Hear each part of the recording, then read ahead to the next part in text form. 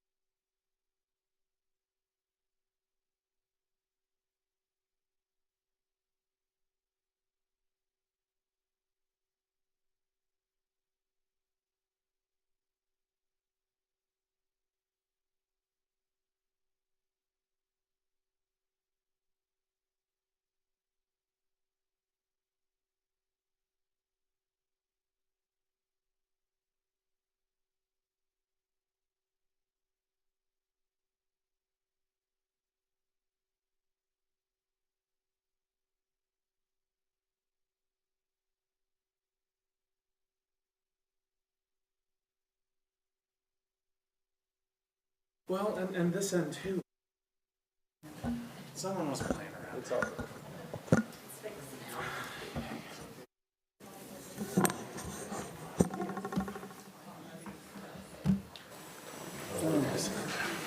We ready to go down there? All right.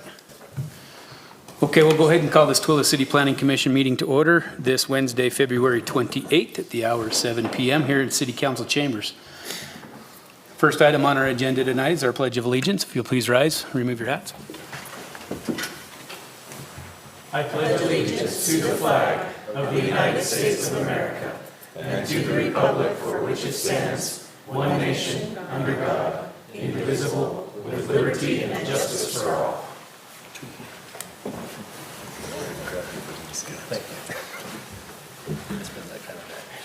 All right, number 2 is a roll call. Commissioner Hammer. Here. Commissioner Proctor. Here. Commissioner Sloan. Here. Commissioner Robinson. Here. Commissioner Jensen. Here. Commissioner Anderson. Here. Please recognize council members Manzione, staff members Agard and Hall and Baker, and excuse Commissioner Dunn and Councilman Hanson.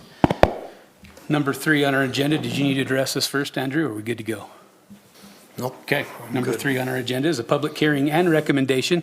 This is a consideration of a request to amend the Tooele City Code 7-1-5 definitions regarding the mass storage of lithium-ion batteries in the city's industrial zoning districts. Mr. Agard.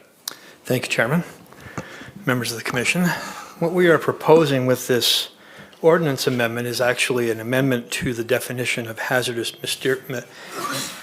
materials storage as found in section 7-1-5 of Tooele City Code, which is our definition section.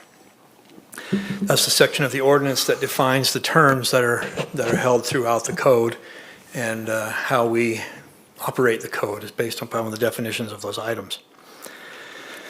Lithium-ion batteries, they come in all shapes and sizes. As you can see, we've got car batteries, we've got power tool batteries, you've got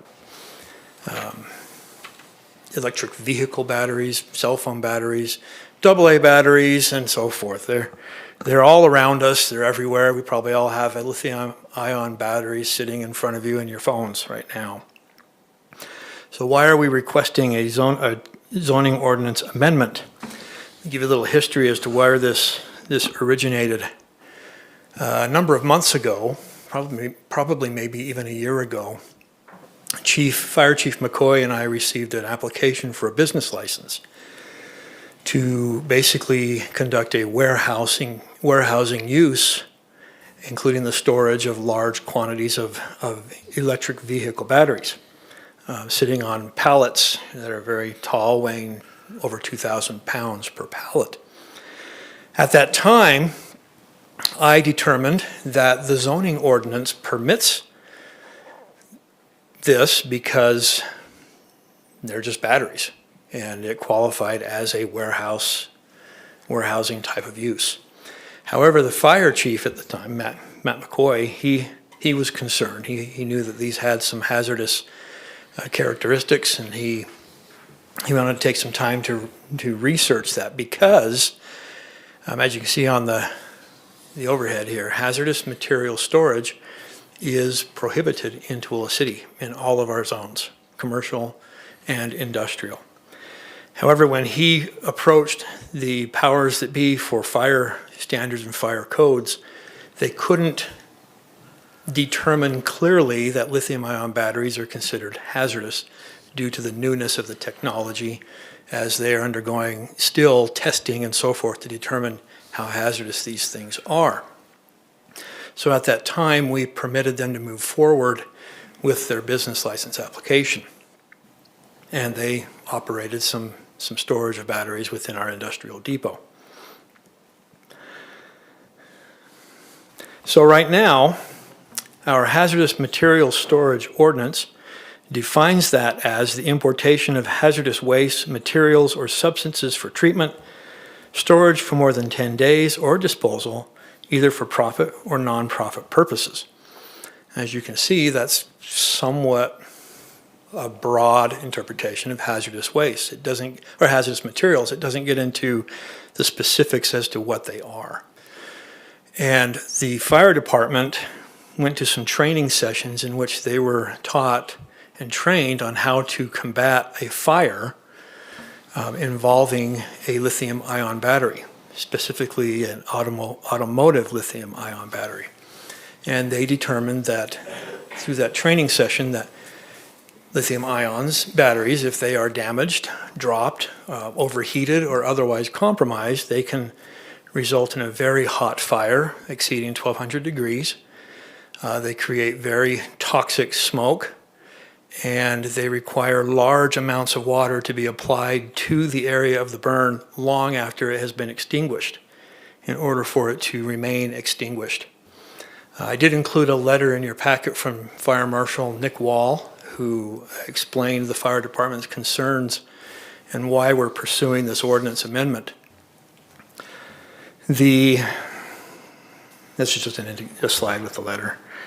And then basically it comes down, like I said, if the battery is damaged or compromised, it could result in an explosion or a very hot fire. Smoke is toxic, and large amounts of water are required to fight these things.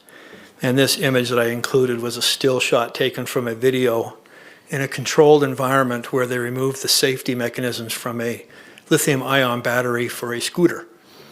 And it literally destroyed that room. So they have a potential to be very dangerous. So we wanted to make sure that we have our code written in a way that protects the city.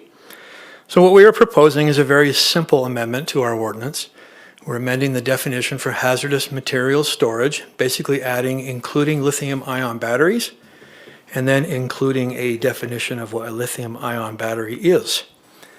And by amending this definition, because hazardous material storage is prohibited, if anybody comes in and wants to open a warehouse exclusively storing lithium-ion batteries, they would not be able to do that because the definition would now include those as hazardous material storage. And so the fire department, city administration, and staff, we would like to see these batteries stored somewhere outside of the city, not inside of our city. So that's what we're proposing with this ordinance amendment. If you have any questions, I'd be happy to try and answer those for you. I'm not an expert on the batteries, but if it's zoning questions, I can probably help you with that. Perfect. Let's bring this back to the commission for questions or comments. I've got one too. He's done. Commissioner Jensen? So it says mass storage in a lot of language in there. So does that, like, would retail stores still be able to carry the batteries they have? So if it's the way that this ordinance amendment is structured, the only way, let's go back to land use here really quick. The only way you could open a business where your goal is to store anything, a bike tire, plastic flowers, or flags. If your business was to exclusively store materials, you'd have to do that as a warehouse. And the only zones that you can do warehouse storage is the industrial, light industrial, and industrial service. So this ordinance amendment, because the only way you could actually store batteries would be to have a warehouse. And since warehouses are only permitted in the industrial zone, and now that if lithium-ion batteries are now prohibited, they could not be stored in warehouses. So the ordinance amendment is tailored to prevent exclusive storage of the batteries. Meaning somebody wants to open a business to exclusively store for long-term batteries. If you take Walmart, for example, they have racks full of lithium-ion batteries. Yeah. You go to O'Reilly, they probably have a pallet of car batteries in the back that are lithium-ion. Home Depot. That is a lots of different places. use. That is a retail use. We are looking to prohibit exclusive warehousing storage of batteries. So retail businesses would not be impacted by that. So this only affects the industrial zone? It affects every zone. It would affect every commercial zone and every industrial zone. But you can't do a warehouse in a commercial zone. So that being said, because you can't do exclusive storage of batteries without having a warehouse, warehouses are not permitted in commercial zones. So yes, in a roundabout way, it would only be the industrial zones. Mr. Chair. Commissioner Sloan? I think I've I'll got let you gather your thoughts. not an issue. I'm on board with the idea, but I'm afraid that just under the definitions itself, and it doesn't specify warehouse in, it talks about storage for more, but it says for more than 10 days. Used O'Reilly for a good example. I'm fairly certain any lithium-ion batteries they've got in there are probably not turning over in that time frame. So Guaranteed. is there a way to tighten it up within this definition? Or is it somewhere else that I'm missing? You keep going back to warehouses, and I get it, but the way the chart is done, it's all those zonings in there, which does include retail. Doesn't specify a size of a battery, and as you've demonstrated, it doesn't take much to cause a real problem for the fire Right. department. I do have some concerns that we've actually unintentionally, or maybe intentionally, prohibiting a lot of retail places from doing business as they're currently doing it. Is that what we're trying to get at, and are we going to enforce that? No, what we're trying to get at is we're just trying to prevent the large-scale storage and the warehouse-type use. Mr. Baker? Yeah, Chris, when batteries are kept as part of a retail use, they're not being stored, they're being maintained as inventory. And so when does something become storage? It's when it's both the use of storing something and the time frame of more than 10 days. So if a retail store has a rack of car batteries and they rotate them out, they have batteries all year long. But they're not storage, they're inventory. And that's that's both the legal and the dictionary distinction between the two. Okay, that helps me a lot, because it felt like splitting hairs to me.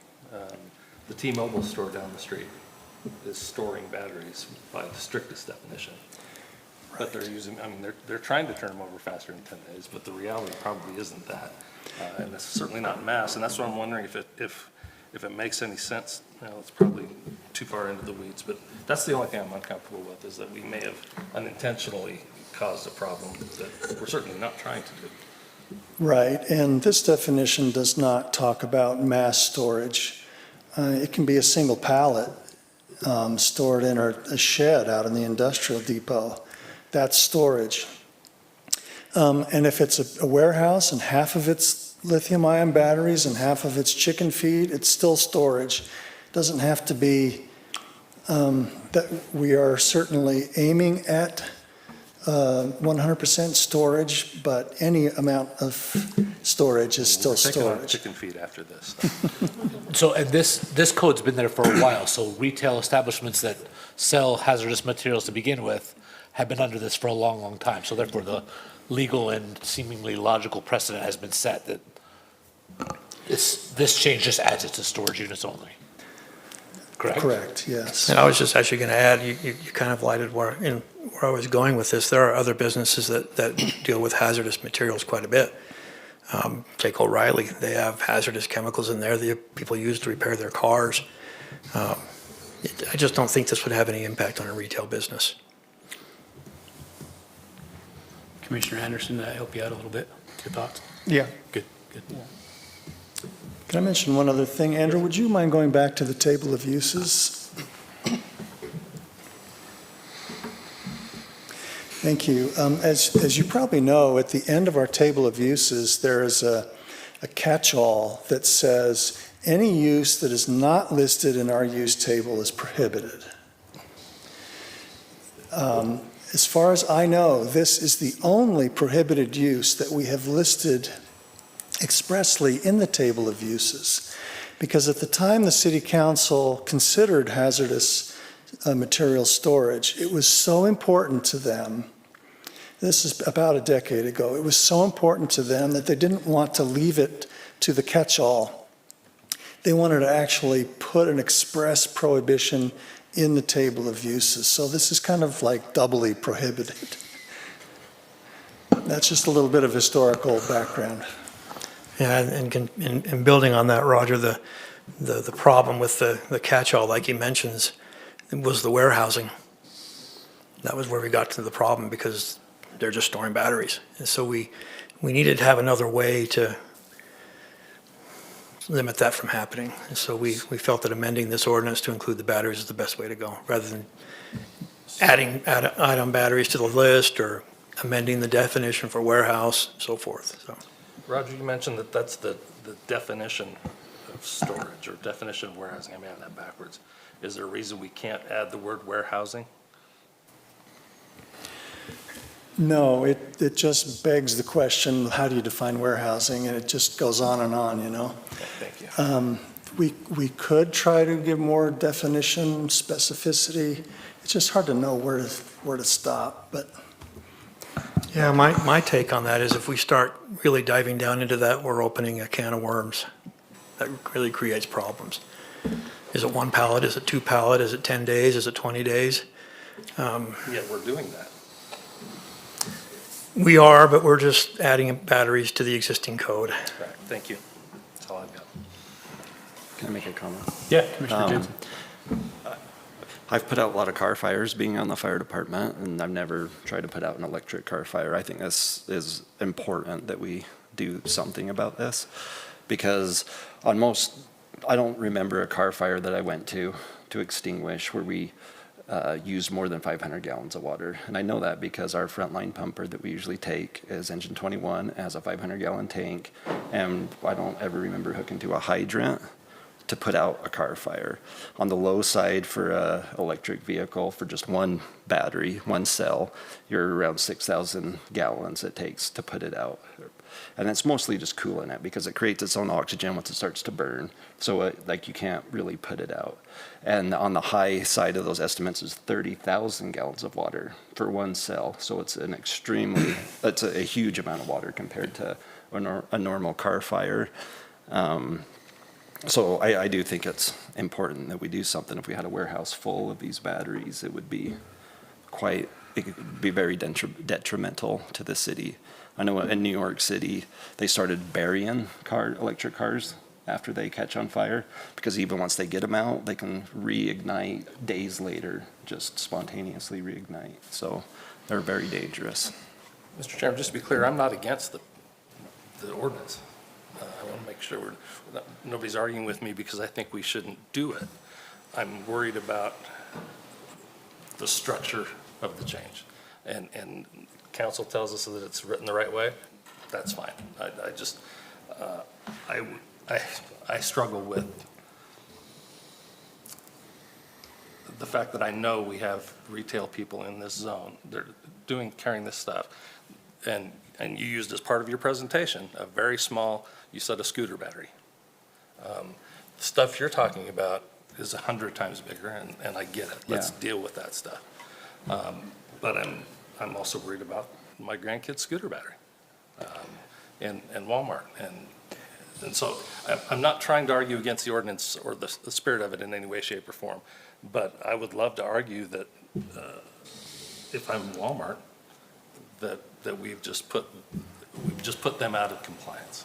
And that's all I'm trying to solve. So if council is comfortable with it, I won't say anything else. I agree with you, Commissioner Sloan. That's why I asked the first questions that I asked, if this is going to affect retail, because, I mean, there's hardly a store out there that doesn't. I mean, Stedman's has them, Home Depot has them, Walmart, I mean, lithium-ion batteries, it's the new. Every convenience store in this town has lithium-ion batteries. I get it. Yeah. So I don't want you. And it seems kind of, that's why I asked, because it seemed vague to me of exactly when this could be implemented, like storage to retail, you know.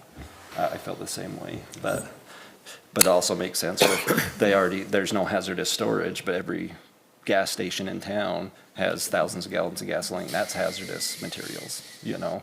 So obviously there's some you guys have it worked out somehow. It doesn't necessarily make sense to me. It seems vague, but.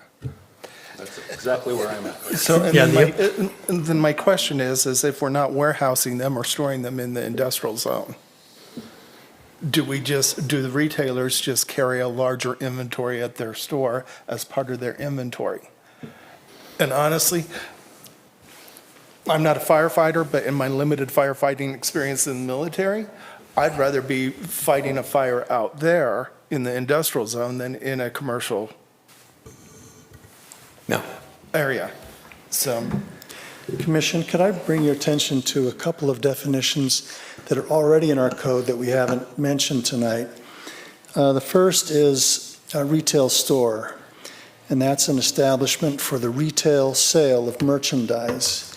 So if you have a store that has batteries as merchandise for retail sale, any member of the public can come in and purchase a battery, then that's the retail use. A storage use is not a retail use, so you couldn't go to a storage warehouse and say, I'd like to buy a battery, will you sell me one? No, that they can't legally sell you a battery out of a warehouse. That would be a violation of a number of laws. So I think that does help clarify the operations of retail businesses. Even though they have them on site, they're not holding them as storage. They're holding them as retail merchandise, even if they're stacked up in the back room. It's not saying there isn't a risk there. We're just trying to eliminate this one storage risk. Another definition, if we look at the definition of warehouse, it says, so warehouse is allowed use in the industrial zones, but it says a building used primarily for the inside storage of non-hazardous goods and materials. So with this definition, you can't warehouse batteries either. And so warehousing and storage is a very similar definition. So I hope I'm not against looking at clarifying this, but I hope that these two existing definitions help show that this will not impact retail sales of lithium-ion batteries or the holding of inventory, only the storage use of them. It really comes down to a matter of land use. One of them is storage, one of them is retail, and the retail establishments won't be impacted by this. It's land use. I have one more Yep, go ahead. question, kind of, not to be splitting hairs, but if somebody was to fill a building down there with batteries and had a point of sale store retail, I mean, what would stop them from still not warehousing because they're a retail store? Because the issue is, you know, a 10,000 square foot building full of lithium-ion batteries, just lithium-ion batteries. To me, that's the worry. I think that's the fire department's worry too. I think in that case, there are many buildings out there that have multiple uses. Mm-hmm. And in many cases, one use is ancillary or accessory to another. So if the predominant use of a building is the warehousing of batteries and have a small retail element on the side, That retail element is a very minor part of that. So the predominant use would be considered warehouse, in which case they could not do that. Okay. Great discussion. Great questions. Yes. Appreciate all your questions. I can see both sides of it too, so that's, That's like one of those necessary evil kind of things, or possibly, evil kind of things, but we do need the batteries. great. Any other further questions or comments from commission? I just have a comment that from my hazardous waste experience out, incinerators and stuff out there, knowing what the lithium is along the lines of magnesium and titanium, and those metals burn like you will not believe, and it takes massive amounts of water. When I was out to, whatever it's called now, but when I was there, it was Aptus. We had a fire in one of our bulk salt pits from some batteries that got in there. And these are basically 30,000 cubic yard inside storage bins, and we basically had to fill it up with water, and it still burned under the water. So I'm really for this, because I know what that stuff can do. Great. Any other further questions, comments? Mr. Baker, did you have something else? Good. All right. All right, thank you, Mr. Hager. This one does require a public hearing. So I'll go ahead and open the public hearing right now. If you go ahead and approach the podium, state your name for the record, and then write your name for the record for Catherine.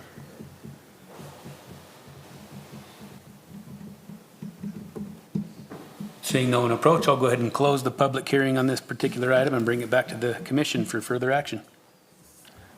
Chairman, I'll make a motion. Yes, Commissioner Proctor. I move we make a positive recommendation to the City Council of hazardous material storage text amendment request by Tooele City for the purpose of including lithium-ion batteries and the definition of hazardous materials based on all the findings that our fire department and everybody's presented. Okay, I've got a positive recommendation for Commissioner Proctor. Do I have a second? Second. Second from Commissioner Anderson. Commissioner Hammer, how do you vote? Aye. Commissioner Proctor? Aye. Commissioner Sloan? No. Commissioner Robinson? Aye. Commissioner Jensen? Aye. Commissioner Anderson? Aye. I'm Chairman Hamilton. I also vote aye. That one passes 6-1 with a positive recommendation going up to the City Council. I guess if there's any more issues with it, they can iron it out, and they understood our concerns tonight, so I like it. Good. All right, moves us to number 4 on our agenda tonight. It is a public hearing and a decision. This is a consideration of a request by Angie Silva, Little Britches Clothing, for approval of conditional use permit to allow the operation of retail business in an existing building located at 272 North Broadway, Suite 7, in the MUB Mixed Use Broadway Zoning District. Mr. Hall. Thank you. And I think Ms. Silva's here tonight, so if you have any questions for her, she'll be able to answer those. Just to start out, I thought I would point out where the building is. Some of you might be familiar with it. It is an existing building, as you said in your intro. The reason that we have to have this application for conditional use is because of the zoning and the existing building. So retail stores in the mixed-use Broadway zone and in our other mixed-use zones are oftentimes permitted uses. However, when they're going into existing buildings, they require the conditional use permit review to make sure that parking and things like that are handled appropriately, because there won't be a site plan application along with it. So that's the reason for the conditional use permit request and requirement. It is a small store. It's one of several suites. It's a 1.29 acre site that you can see there. It's about, I forget how many square feet, about 7,300 square feet is the multi-tenant portion, and then the larger part over here is the shop space that's Harris Air. They're still taking up a lot of that space in there. Ms. Silva's suite is right here, Suite 7. The plan is for her to man the store herself. It's a small space. She'll be buying and reselling children's clothing and other items for kids. She'll be open during normal hours. I think I put those hours in your staff report. She's planning on opening from about 11 until 7 on weeknights, and I think till 4:30 on a Sunday. And I'm not finding those real quickly, but regular hours. We don't want any kind of late night hours or 24-hour operations in mixed use where it's around a lot of residential areas like this. Going back to that plan, you can see it is a kind of a mixed area, and the mixed use Broadway, that's kind of the north end of that, north north extent of that zoning. So you've got the big park across the street, but a lot of residential and mixed sort of multifamily and single-family around it. It's a good location for a small retail operation. Folks in the area could walk to it if they wanted to, spend a little time there. This is the interior of the site. You can see kind of where she's got racks and a small front desk. It's not a large unit. Parking on the property is all shared between this large south parking area and the west parking area. Running some quick calculations, you'd have to work hard to use all of the parking in this area. Most of it's probably for employees and some folks coming and going at the salon and Miss Silva's store. Entrances from Birch Street and Broadway. We don't have a lot of concerns from any other departments. Everybody did have a chance to look at it. No one commented other than planning and zoning. We're recommending approval. Just a shot, sorry, I forgot I had these, a shot of the south parking lot. You can see the suites along the front there. Most of the suites are accessed from inside, the interior hallway. And then just that west parking lot area as well. We are recommending approval with a few conditions. First, that they get a business license before they begin activity there, and also that they meet the building and fire codes. And that gets, the great thing about a business license is that gets to be renewed all the time. Fire makes sure they're always up to date on those requirements that they have. And lastly, that they'll only be open during regular hours. Any questions for staff at this point? Let's bring this back to the commission for questions for staff. Okay. Great. Pretty cut and Thanks. dry, pretty easy. Pretty good one, right? Business like this is much needed in this city too, so I like it. All right, this one also does require a public hearing. If you want to address, we'll wait till after the public hearing, and I'll give you a few minutes to address this if you'd like to. So we'll go ahead and open the public hearing now.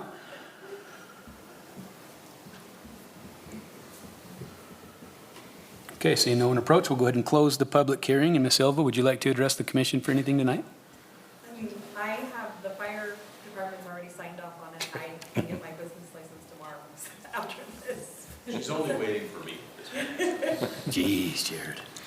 Chairman, I think it would be helpful to make number 3 an enforceable condition, to just identify what those business hours are between Jared and Ms. Silva, but perhaps you could put that on the record, unless it's what you already said.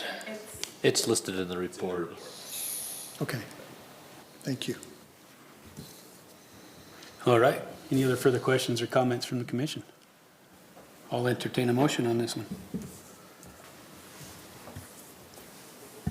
Chairman, I move we approve the request for conditional use permit, application number P24-77 by Angie Silva for Little Britches Clothing to allow a retail store in an existing building based on the findings of fact and subject to the conditions listed in the staff report dated February 22nd, 2024. I have a motion to approve from Commissioner Hammer. Do I have a second? I'll second it. And a second from Commissioner Robinson. Commissioner Hammer, how do you vote? Aye. Commissioner Proctor? Aye. Commissioner Sloan? Aye. Commissioner Robinson? Aye. Commissioner Jensen? Aye. Commissioner Anderson? Aye. I am Chairman Hamilton. I also vote aye. This one passes. Welcome to Newtown and good luck to you. Thank you. Number 5 on our agenda is our city council reports. Hello, everyone. I don't have very much tonight, but 2 things to pass along from our meeting. One is we did approve the mayor's appointment of Kelly Anderson to a permanent position on the planning commission, so he's no longer an alternate. Welcome. And that we approved the change to the city code that allows the accessory vehicle storage yards associated with automobile sales that came from the discussion with Marcosian Auto. I think it's a much better fix than what we were going to do before. So that is approved. I did too. So, I yeah, like it. that's all I have, unless you have questions for me. Anything to throw at Councilmember Manzione? Not tonight. I'm waiting for someday like something really hard that I can answer. It's gonna happen. Challenge It's gonna accepted. happen. It's gonna Now happen. there's 7 of us that accepted that challenge. Thank you all. Matt's really thinking now. All right, moves us on to number 6 on our agenda. It's a review and approval of planning commission minutes for the meeting held on February 14th, 2024. Do I have any corrections or additions? All right, I'll entertain a motion. Mr. Chair, I move we approve the minutes for the meeting held on 14 February 2024. Motion to approve from Commissioner Robinson. Do I have a second? I'll second. And a second from Commissioner Jensen. Commissioner Hammer, how do you vote? Aye. Commissioner Proctor? Aye. Commissioner Sloan? Aye. Commissioner Robinson? Aye. Commissioner Jensen? Aye. Commissioner Anderson? Aye. I'm Chairman Hamilton. I also vote aye. Those pass. And number 7 on our agenda, I'll entertain a motion. Move to adjourn. We are adjourned. Thank you. Thank you.